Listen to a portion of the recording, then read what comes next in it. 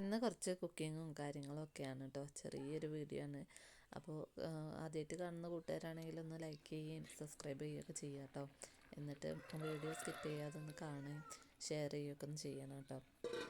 അപ്പോൾ ഇതാ ഞാൻ രാവിലെ നമുക്ക് സ്കൂളിലേക്ക് കുട്ടികൾക്ക് കൊണ്ടുപോകാനുള്ള ലഞ്ചും അതേമാതിരി നമുക്ക് വേണ്ട ലഞ്ചും കാര്യങ്ങളൊക്കെ ഒന്ന് റെഡിയാക്കി എടുക്കുകയാണ്. അപ്പോൾ കുറേ ദിവസമായിട്ട് നമുക്ക് പപ്പായ എത്തിയിട്ട് അപ്പോൾ എനിക്ക് അധികവും നേരം കിട്ടാറില്ല. രാവിലെ തന്നെ നമുക്ക് ഫുഡൊക്കെ ആവേണ്ടതുകൊണ്ട് ഇതേപോലെയുള്ള പരിപാടികളൊന്നും നമുക്ക് അരിഞ്ഞ് വെക്കാനും ഒന്നും സമയം ഉണ്ടാവാറില്ല കേട്ടോ.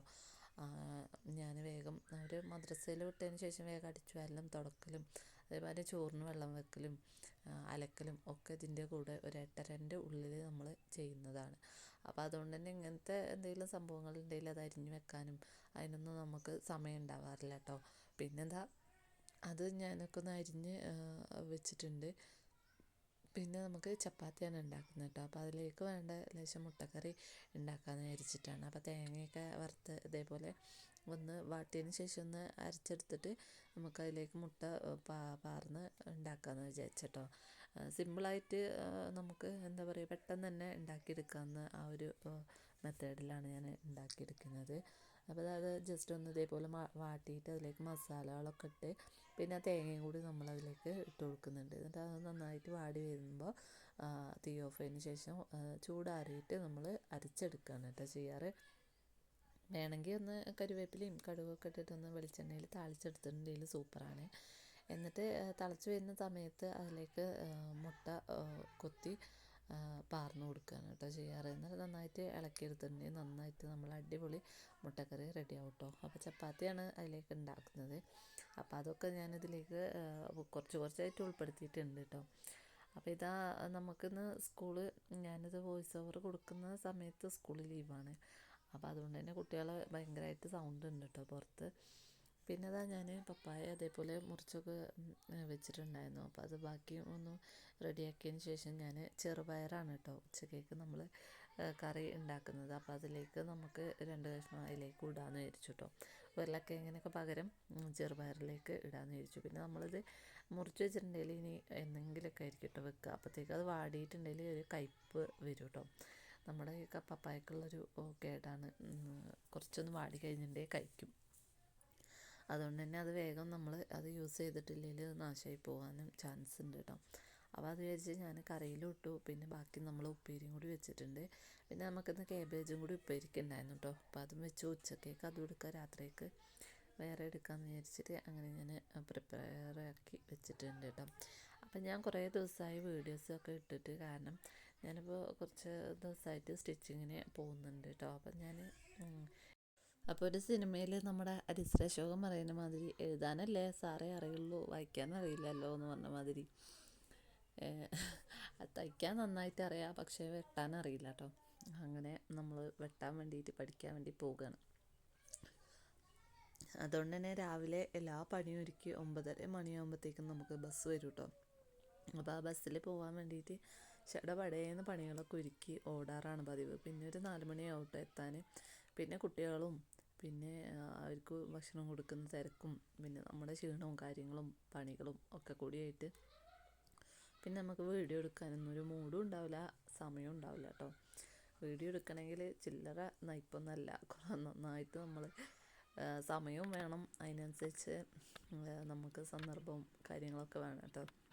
അപ്പോൾ അതൊന്നും ഇല്ലാത്തതുകൊണ്ടാണ് നമ്മൾ ഇത്രയും ദിവസം വീഡിയോസൊന്നും ഇടാതെ നിന്നത്. അപ്പോൾ അതാണ് നമ്മുടെ കറികളൊക്കെ ചെറുതായിട്ടിങ്ങനെ നമ്മൾ ഒക്കെ ഒന്ന് റെഡിയാക്കി എടുക്കുകയാണ്. അപ്പോൾ എന്താ പറയുക, പിന്നെയെന്ന് വെച്ചിട്ട് സുഖലായികയുണ്ട് കേട്ടോ. നമുക്ക് എന്താ പറയുക, നിസ്സാരമായി തോന്നുന്ന ചെറിയ ചെറിയ പ്രശ്നങ്ങൾ,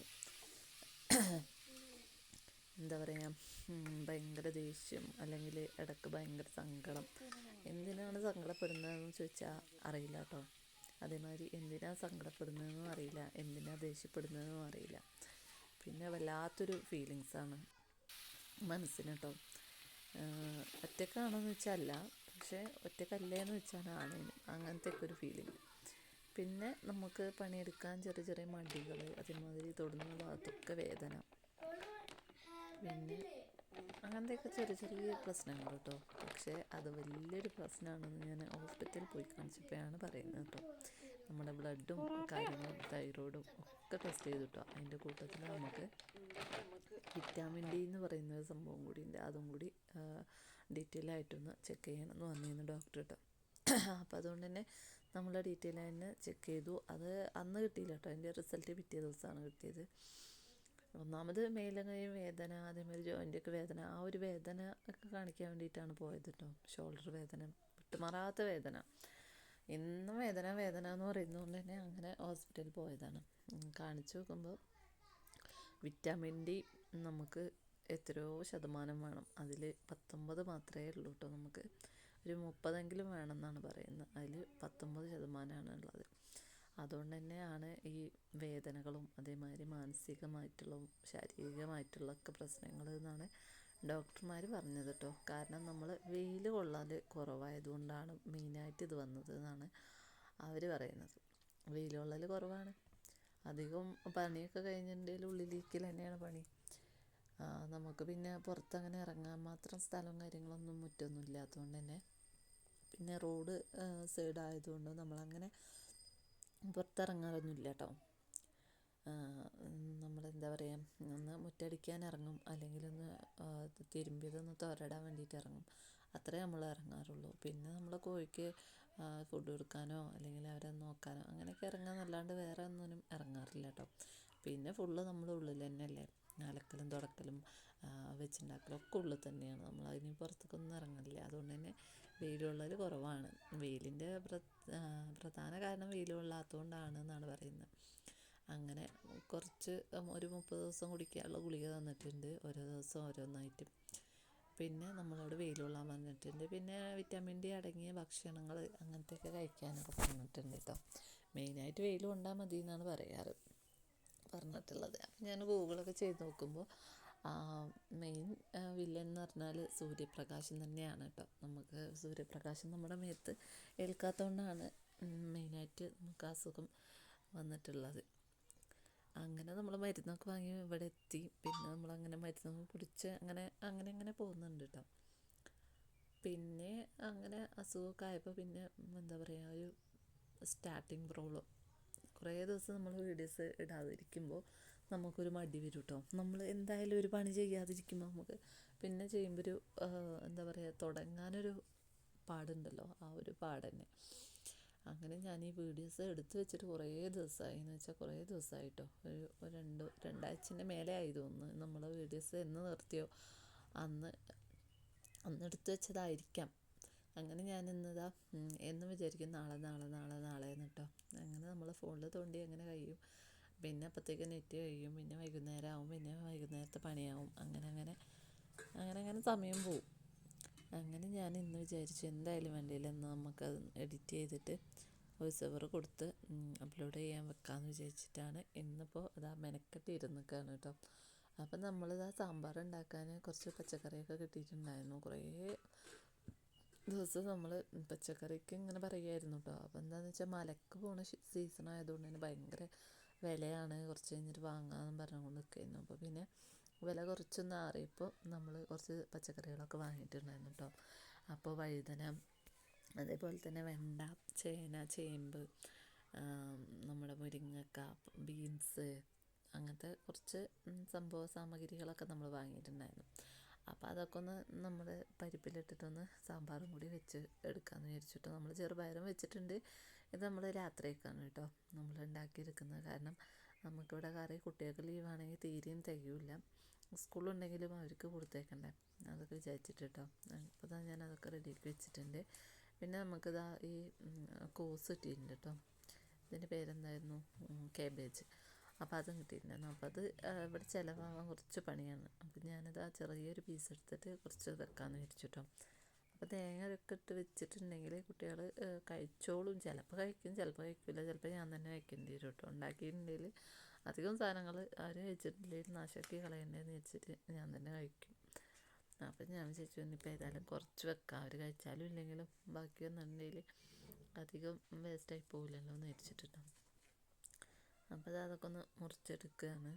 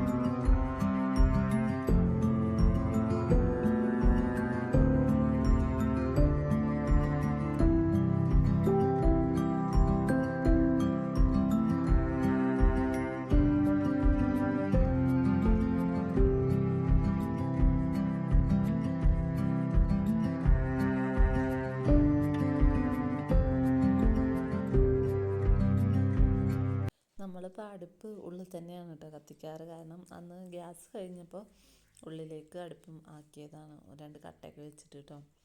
നമ്മളിവിടെ അടുപ്പ് ഇടാൻ വേണ്ടിയിട്ട് ഗ്യാപ്പ് ഇട്ടതാണ്, ചിമ്മിനിക്കൂടൊക്കെ ഉണ്ട് കേട്ടോ.